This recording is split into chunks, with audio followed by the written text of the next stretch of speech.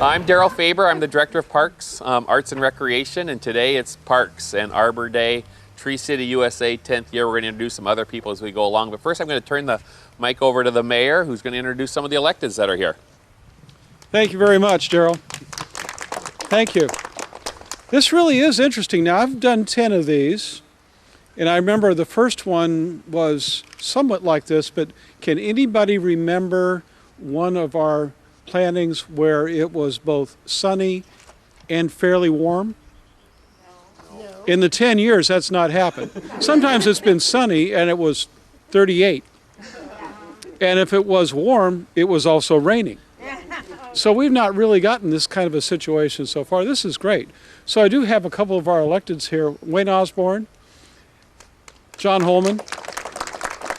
They really have been involved and they work on the different committees, but they also come out to all these events, not just to be involved in taking the pictures, but also to talk to all the people. And they've been very good about that, so I appreciate the presence here.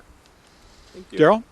Yeah, thank you. We also have representatives here today from our Parks Board. I saw Michael Hassan and Laura Klein, wherever they went. They're in the back there. Thank you so much for coming out. Our Parks Board is an active group of 7 that really keeps an eye on what we want the future vision of our city to be as it relates to parks and recreation services.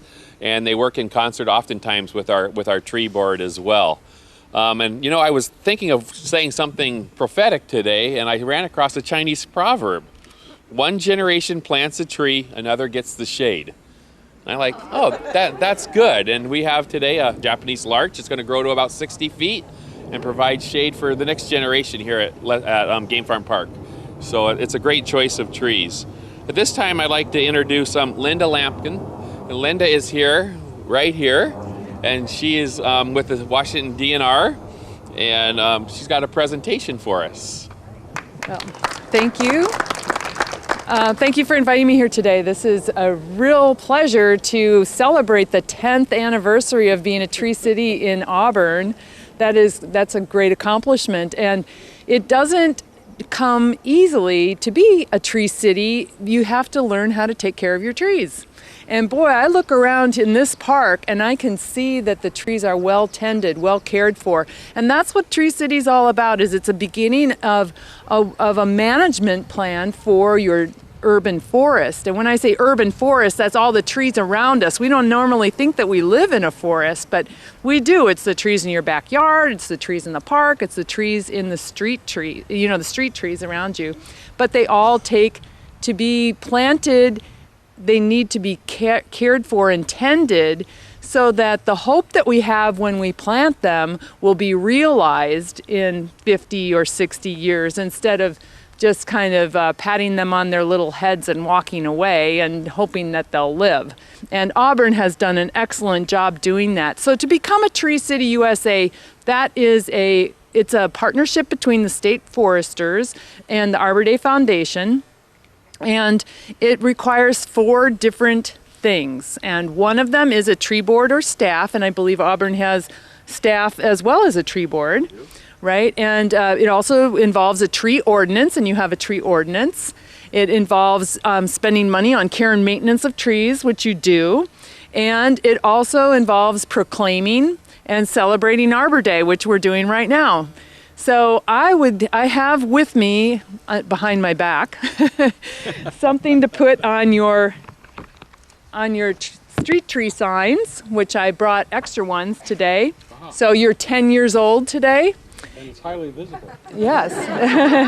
And also you get this really very neat, very pretty 10-year commemorative plaque from the Arbor Day Foundation. So congratulations. Appreciate that. Mm-hmm. And before we go any further, let me introduce the Deputy Mayor. Nancy Backus is here as well with us. And Deputy Mayor, you want to come on over here?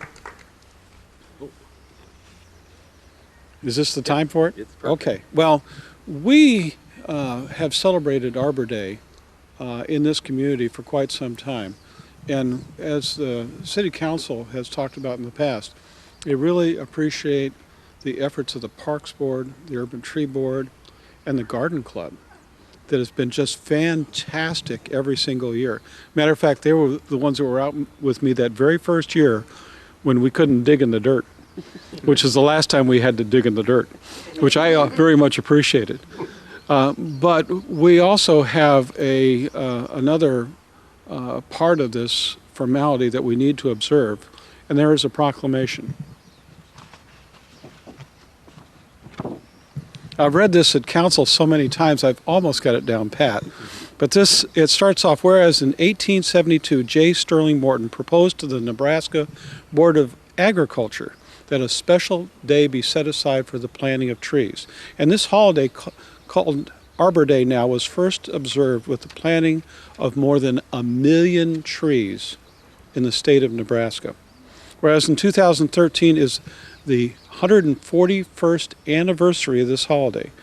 Arbor Day is now observed by nations all across the world, using the example of America. Whereas trees reduce the erosion of our precious topsoil, cut heating and cooling costs, moderate the temperature, clean the air, produce life-giving oxygen, provide habitat for wildlife. Whereas trees are a renewable source of resources, giving us paper, wood for our homes, fuel for our fires, and wherever they are planted are a source of joy and spiritual renewal. Whereas the members of the Auburn Garden Club, statewide Washington Community Forestry Council, Department of Natural Resources and Auburn Urban Tree Board will join city officials and Auburn Parks and Arts and Recreation Department employees, I have to read this part, in planting a Japanese larch tree, and I so much appreciate having one I can pronounce this year. A Japanese larch tree, I want to say that again, at Game Farm Park. Now therefore I, Peter B. Lewis, Mayor of the City of Auburn, do hereby proclaim April 24th as Arbor Day in the City of Auburn and urge all citizens to celebrate Arbor Day and support the efforts to protect our trees and woodlands, and further urge all citizens to plant trees to gladden the heart and promote the well-being of this and future generations.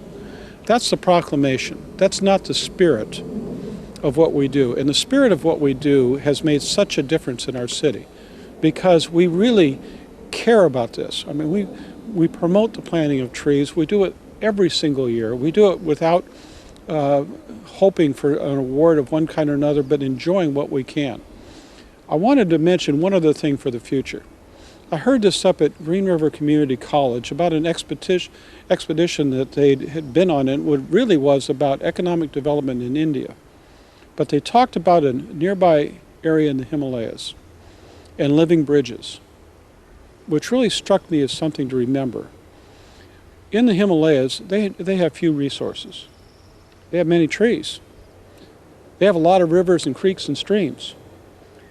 They take trees and they slowly bend them together across a creek or stream or a river until they touch.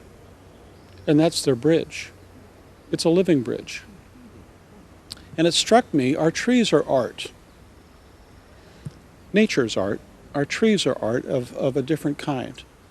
And we need to respect the art that is in nature, but also remind ourselves that in planting trees and putting together our marvelous parks, that we can do things to continue that practice, that service shown to us by nature of having our trees as an art form. We need to think about that long term. Trees are long term. Cities think in centuries. We need to think about how we can use this marvelous resource available to us all for our future. Thank you. Thank you, Mayor Lewis. You know, last winter we had a horrible storm, and in our park system we lost over 300 trees, of which over 100 were lost in this park. And we often think prior to this event, well, where do we want to put a tree? All of our parks would love to have a new tree. And we chose this one mainly for that reason. It had lost a lot of trees. And secondarily, the city received a grant from Kaboom, which is a national playground company, of $25,000 to put in a new playground. So we thought, well, let's get double exposure out here. So if you get a chance to view the playground, I'm sure that Kaboom would appreciate it. And if you look at the rock wall, there's a bunch of little pebbles in it, and they were taken from the river right here. So trying to integrate art and play and trees all into one park setting is what we try to do in Auburn. And this is just a beautiful park and a great legacy for the city to have this for generations to come.